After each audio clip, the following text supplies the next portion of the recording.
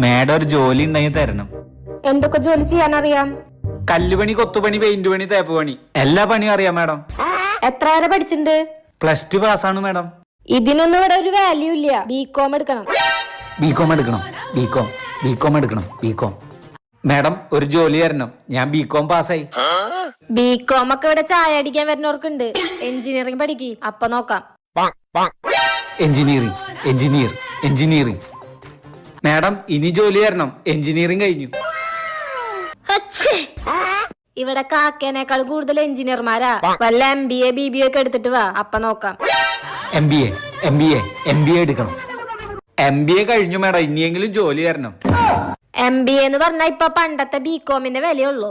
അതിപ്പോ വല്ല ഡോക്ടറേറ്റ് ഒക്കെ ഉണ്ടെങ്കിൽ ഓക്കെ, അല്ലാതെ എങ്ങനെയാ? ശരി, ഡോക്ടറേറ്റ്.